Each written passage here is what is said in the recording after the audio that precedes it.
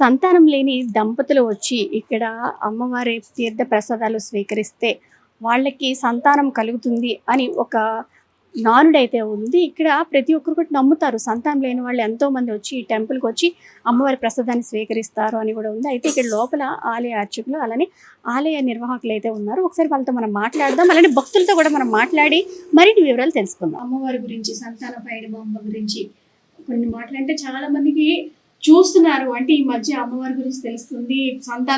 సంతానం లేని వాళ్ళు కూడా అమ్మవారిని మొక్కుకుంటే సంతానం కలుగుతుందని చెప్తున్నారు. మీ మాటల్లో కూడా ఇక్కడ అమ్మవారు ఎప్పుడు వెలిసారు, ఎప్పటి నుంచి ఇటువంటి పూజా కార్యక్రమాలు ఇక్కడ జరుగుతున్నాయని చెప్తారు. ఓం శ్రీ మాత్రే నమః. అందరికీ శ్రీ సంతాన నాగపైడిమాంబ అమ్మవారి ఆశీస్సులు. గత సంతాన భోగం అనేది మనం మొదలుపెట్టి ఇది 2వ సంవత్సరం అన్నమాట. 1వ సంవత్సరం పూర్తయి 2వ సంవత్సరం అడుగు పెట్టడం జరిగింది. ఈ అమ్మవారు ఏంటంటే అసలు రాయిగాడ. మా తాత ముత్తాతల కాలం నుంచి కూడా అక్కడ అమ్మవారి పుట్ట రూపంలోనే పుట్టలో పాము రూపంలో ఉండేదన్నమాట. ఉండిపోతే కొన్ని కారణాల వల్ల నాన్నగారు వాళ్ళ తమ్ముడు అతను వీరబాబు అయ్యారు. వాళ్ళ అమ్మ ఇద్దరు చనిపోతే నాన్నగారి యొక్క తాతగారు ఊరిది.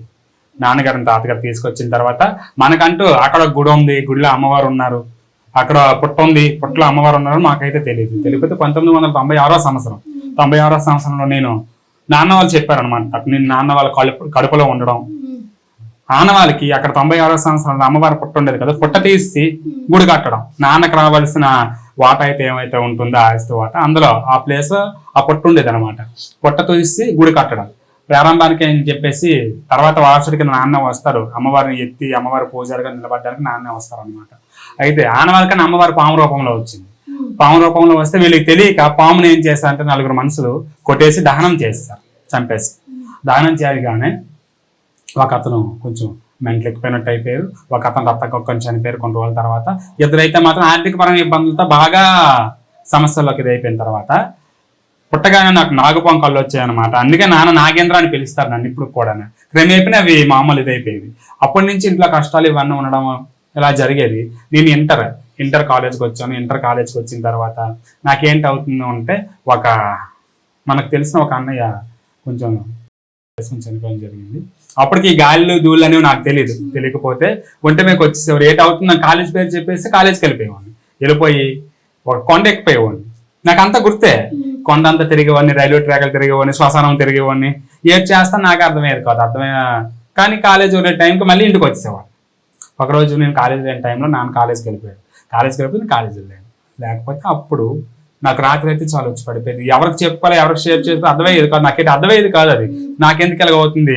ఈ మెడికల్ పరంగా చూస్తేనేమో అది స్లీపింగ్ పారాలసిస్ అంటారు. ఎంత స్లీపింగ్ పారాలసిస్ అయినా రోజుకి 3-4 సార్లు వచ్చేది కదా. అది అలా చూస్తే లాస్ట్కి వెళ్ళగానే కాదని జడ్జిపేటలోకి తేవడం ఉంటే ఆవిడ దగ్గరికి వెళ్తే బయటకు వచ్చేసి అప్పటి నుంచి 1 year గొంతులో మంచినీరు చుక్కైనా పన్నవకన్నా చేస్తారు. కానీ ఏ వెంటకున్నా ప్రాణం ఉంది. అయితే అమ్మవారు ఏంటి, మాకు అమ్మవారు ఉందని తెలియదు. మేము అమ్మవారిని పిలిచి అమ్మ కాపాడమ్మా అని పిలుద్దామంటే అమ్మవారు ఉందని మాకు తెలియదు. నాన్నకే తెలియదు, నాకేం తెలుస్తుంది. అయితే అమ్మవారు వెయిట్ చేస్తున్నారు అనమాట. నన్ను ఎప్పుడు పిలిస్తే అప్పుడు వెళ్దాం, వెళ్ళి కాపాడదామని. మేము అలాగా ఒకనొక టైంలో ఊపిరి ఆగిపోయింది. ఇదే ఈ ఊర్లో వాళ్ళు ఫస్ట్ నమ్మేది ఏంటంటే ఇదే. ఊపిరి ఆగిపోయిన అరగంట తర్వాత అమ్మవారు అప్పుడు ఒంటి మీదకి వచ్చింది. చనిపోయిన వాడిని బతికాను అనమాట 60 గంటల తర్వాత. అదే అందరికి ఫస్ట్ నిదర్శనం అమ్మ చూపించింది. ఈ రోజు నుంచి నీ కొడుకు చనిపోయాడు, నేను బతికించుకొని నా కొడుకు, నేను బయటికి వెళ్ళవలసింది ఉంది, నాకు గుడి కట్టవలసింది ఉంది, నేను నలుగురిలో పేరు తెచ్చుకోవాల్సింది ఉంది అని చెప్తే ఆ మాత్రం పేరు తెచ్చుకుంటుందామని దానికే ఉంది సేవకులుగా నిలబడదాం అనుకోకుండా అన్నయ్యకి గవర్నమెంట్ జాబ్ ఇస్తానని అమ్మవారు రాగానే చెప్పారు. అలాగే అన్నయ్యకి ఇండియన్ నేవీలో జాబ్ వచ్చింది. అమ్మ మాకు ఇచ్చిన మాట ప్రకారంగా ఇండియన్ నేవీలో అన్నయ్యకి జాబ్ తెచ్చింది. అలాగే అమ్మకి ఇచ్చిన మాట ప్రకారం ఇదే స్థానంలో ఊరి మధ్యన ఈ యొక్క గుడి అనేది వీధి మధ్యన ఉంటుంది. అమ్మ వేరే దగ్గర తీసుకెళ్ళి మేము పెడతాం తల్లి అంటే అమ్మవారు ఒప్పుకోలే. నేను వచ్చినప్పటి నుంచి ఇక్కడే ఉన్నాను, ఇక్కడే మఠాల మీద కూర్చున్నాను, నాకు ఇక్కడే గుడి కావాలని పెట్టింది అనమాట. అలాగే అమ్మవారికి అనుకున్న విధంగా ఇక్కడ గుడి కట్టడం జరిగింది. ఆ తర్వాత సంవత్సరం వరకు అమ్మవారి పేరు రాయలేదు. అమ్మవారు రాయొద్దని చెప్పింది. నేను దేనికి పేరు వెళ్తానో చూడండి, నీ పేరు వెళ్ళిన తర్వాత రాయనంటే అప్పుడు పైడితల్లి అమ్మవారు కాస్త సంతానం గురించి అమ్మ పేరు వెళ్ళి సంతాన నాగపైడిమాంబ అని వచ్చింది. అమ్మవారికి నాగలోకం అనమాట, నాగశక్తి అనమాట. అప్పుడు ఏంటంటే ఫస్ట్ ఒకరితో మనం మొదలు పెట్టాం. వాళ్ళకి పెళ్ళి 7 సంవత్సరాలు వైజాగ్ అనమాట. 7 సంవత్సరాల పిల్లలు లేకపోతే ఫస్ట్ సంతాన భాగం అనేది వాళ్ళతో స్టార్ట్ చేసాం. అదే నెల వాళ్ళకి అమ్మవారి మహిమ వాళ్ళు నిలబడడం జరిగింది. 2వ వచ్చింది 5గురితో, 2వ నెల వచ్చేసరికి 5గురు అయ్యారు. ఒకరు కాదు 5గురిలో 3 పాజిటివ్ వచ్చిన నెలకు. అప్పటి నుంచి ఇలా జనం రావడం, తండోపతండాలుగా జనం రావడం, 3 అమావాస్యలకి ఇక్కడ సంతాన భోగం అనేది పెట్టడం జరుగుతుంది అనమాట. మొదటిసారి వచ్చినప్పుడు అమ్మవారి ముడిపిస్తాం, రెండోసారి వచ్చినప్పుడు సంతానం కలగడానికి అమ్మవారు చెప్పిన వనమూలికలతో తయారు చేసిన సంతాన చూర్ణాలు ఇస్తాము. మూడోసారి వచ్చినప్పుడు పేరు గోత్రాలతో పూజ చేయిస్తాం. ఇది ఇక్కడ ప్రాసెస్ అనమాట. ఇలాగే చాలా మందికి అమ్మ సంతానం ఇస్తుంది. అమెరికా వరకు కూడా ఈ సంతాన చూర్ణాలు వెళ్తారు. ఇప్పుడు ఎన్ఆర్ఐలు కూడా 2 పాజిటివ్ లో ఉన్నారు. వాళ్ళు కూడా త్వరలో వస్తారు. వాళ్ళకి పుట్టిన ఇల్లు శ్రీకాకుళం నుంచి ఎన్ఆర్ఐలు అనమాట. వాళ్ళు మనం కావాలనుకుంటే ఎంత దూరం నుంచి ఎవరు వచ్చినా సరే ప్రతి అమావాస్య ఇక్కడ సంతాన భోగం ఖచ్చితంగా పెట్టడం జరుగుతూ ఉంది. అలాగే దూరభారాల నుంచి వచ్చిన వాళ్ళకి ఉండడానికి కూడా ఇక్కడ మనం రూము, ఫుడ్ అనేది మనం అరేంజ్ చేయడం జరుగుతూ ఉంది. ఎవరికైనా సంతానం కావాలనుకుంటే ఎంత దూరం నుంచి ఎవరు వచ్చినా సరే ప్రతి అమావాస్యకి ఇక్కడ జరుగుతూనే ఉన్న తప్పకుండా అమ్మ దగ్గరకు వచ్చి మంచి జరగాలని కోరుకోండి.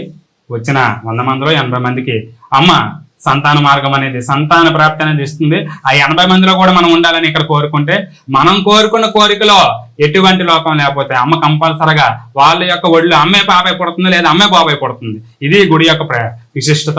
ఎవరైతే సంతాన నాగపైడిమాంబ అమ్మవారిని మొక్కుకొని సంతానం కలుగుతుందో, తర్వాత బిడ్డ పుట్టిన తర్వాత బారసాలు ఏదైతే చేస్తారో ఇక్కడకు తీసుకొచ్చి ముందు ఇక్కడ అమ్మవారి ఉయ్యాల్లో వేసి ఇక్కడ మొక్కు చెల్లించుకుంటారు.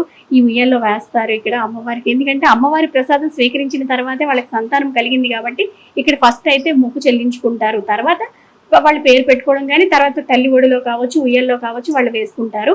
ఫస్ట్ అయితే ఇక్కడ అమ్మవారి టెంపుల్లో ఉన్న ఈ ఉయ్యాలు అయితే వేసుకుంటారని అయితే ఇక్కడ ఆలయ అర్చకులు అయితే చెప్తున్నారు. చూస్తున్నారు కదా ఉయ్యాలు, చూడటానికి అని అయితే చెప్పొచ్చు. 2 కళ్ళు సరిపోవటం లేదని. అంటే పూర్వం నుంచి కూడా ఉంది, ఒక పుట్ట ఆకారంలో ఉండేది. తర్వాత అలా ఇక్కడైతే టెంపుల్ అయితే నిర్మించారు. ఇది ఇళ్ల మధ్యలో ఉంటుంది టెంపుల్. అలానే ఇక్కడికి ఒక నాగుపాము కూడా వస్తూ ఉంటుంది. ఎలా వస్తుందో ఎలా వెళ్తుందో కూడా ఎవ్వరికీ తెలియదు అనమాట. అంటే అంత నమ్మకం ఇక్కడ ప్రతి ఒక్కరు నమ్ముతున్నారు కాబట్టి ఎక్కడెక్కడి నుంచో దూర ప్రాంతాల నుంచి వచ్చి ఇక్కడ సంతానం లేని వారు ఈ అమ్మవారిని మొక్కుకొని మొక్కులు చెల్లించుకొని, అలానే ప్రసాదం, భార్యాభర్తలు ఇద్దరు కూడా ప్రసాదం స్వీకరించిన తర్వాత వాళ్ళకి సంతానం కలుగుతుంది. తర్వాత వచ్చి ఇక్కడ మొక్కులు కూడా చెల్లించుకుంటున్నారు అనేది ఇక్కడ స్థానికులు కావచ్చు, అలానే చుట్టుపక్కల ఉన్న భక్తులు కూడా చెప్తున్న సంగతి అనమాట. పెద్దవాళ్ళకి కావచ్చు, ఎవరికైనా అంటే చీడపీడ బాధలు ఉన్నా సరే ఇక్కడికి వచ్చి అమ్మవారి సన్నిధిలో వచ్చి ఇక్కడ అమ్మవారి తాయెత్తు కావచ్చు, ప్రసాదం కావచ్చు, ఏదైనా పూజలు అయితే నిర్వహిస్తారో అవి నెరవేరుతుంది.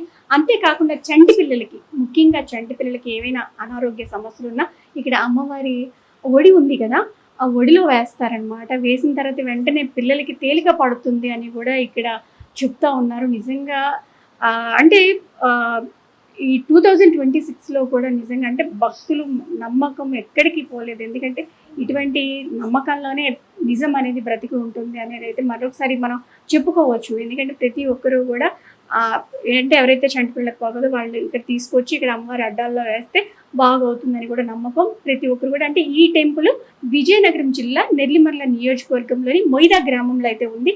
ఎవరైనా సరే వచ్చి ఈ అమ్మవారిని దర్శించుకొని, సంతానం లేని వాళ్ళు అమ్మవారిని దర్శించుకొని ఇక్కడున్న ప్రసాదం స్వీకరిస్తే వాళ్ళకి సంతానం కలుగుతుందని అయితే నమ్మకం. కాబట్టి ఎవరైనా వచ్చి ఇక్కడికి రావచ్చు. ఇక్కడ చాలా దగ్గరలోనే ఉంటుంది. విజయనగరంకి ఇంచుమించు 10-15 కిలోమీటర్ల దూరంలో ఉంది ఈ మొయిదా గ్రామం అనేది చెప్పొచ్చు. మనతో పాటు అయితే భక్తులు ఉన్నారు. ఒకసారి వాళ్ళ మాటల్లో కూడా అమ్మవారి మహిమ గురించి అయితే తెలుసుకుందాము. అమ్మ, మీ పేరు? లక్ష్మి. ఎక్కడి నుంచి వచ్చారు మీరు? మాది ఇక్కడే వైజాగ్ ఉంటున్నాము. వచ్చాము అప్పుడే పెన్షన్ కానీ వచ్చారు. అంటే మీరు నమ్ముతారమ్మా ఫస్ట్ నుంచి అమ్మవారిని, మహిమగల అమ్మవారని? మహిమగల అమ్మవారే. మా పాపకి ఇంతకు ముందు బాగలేకపోతే తీసుకొచ్చాను, దానికి బాగానే ఉంది. ఇప్పుడు మా మనవరాలకు జ్వరం వచ్చిందని రక్ష కోసం వచ్చారు. అంటే మీరు అంటే ఇక్కడే ఉండేవారు కానీ వైజాగ్ సెటిల్ అయ్యారు, ఇక్కడే ఉన్నారు.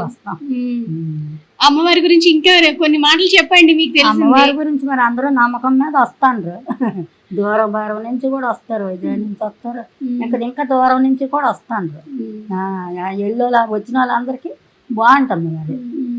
అంటే మీకు ఇలా ఇళ్ల మధ్యలోనే అమ్మవారి గుడి ఉంది కదా, మీకు ఏమైనా నిదర్శనం కనిపించిందా ఎప్పుడైనా? అలాంటిది ఏంటి మరి మనకు తెలియదు అమ్మ. మరి ఎక్కడైతే మేము అదేం కదా, ఇది పెట్టక ముందు కానించి వెళ్ళిపోయాము. నేను ఇప్పుడు 6 సంవత్సరాలు అయ్యింది. కానీ వచ్చినప్పుడల్లా అమ్మవారిని దర్శించుకోవడానికి వస్తారు, దండం పెట్టుకుని వెళ్ళిపోతాం. ఏమైందమ్మా అంటే ఒక గుండు బరువు రావడం, చెయ్యంతల నాగిడు, పిచ్చి పిచ్చిగా తలంతా అయిపోవడం చేస్తే చాలా దగ్గరికి తీసుకెళ్ళాం. తీసుకెళ్తే అలాగే రకరకాలుగా చెప్పారు. కానీ వేరే వాళ్ళ ద్వారాగా అక్కడికి తీసుకెళ్ళండి, నయం అవుతుంది, చాలా బాగా చూస్తున్నారు, ఇంకా తిరగలేదు అలాగని తెలిస్తే మేము వచ్చాం. మొన్న బాబు వచ్చారు, ఇవాళ రమ్మన్నారు ఆ తల్లి కడికి, ఇవాళ ఎక్కడి దర్శించుకోవడం నుంచి వచ్చారు? వైజాగ్ నుంచి వచ్చాం. వైజాగ్ నుంచి వచ్చారు. అంటే ముందు ఒకసారి అయితే రావడం జరిగింది. జరిగింది. జరిగాక బాబు చెప్పాక అమ్మ అనేసి అంటే వాళ్ళ పాపని తీసుకుని వచ్చారు. చాలా భయంగా తల్లి బాగుంటది అని గజపతి నగరం ఏంటి పక్క పక్క ఊర్లందరూ చెప్పడం జరిగింది. దానివల్ల మేము బాబుని తీసుకుని వచ్చాం. మరి పిల్లకి కూడా బాగాలేదు, తీసుకొచ్చాం. మనవరాలు బాబు.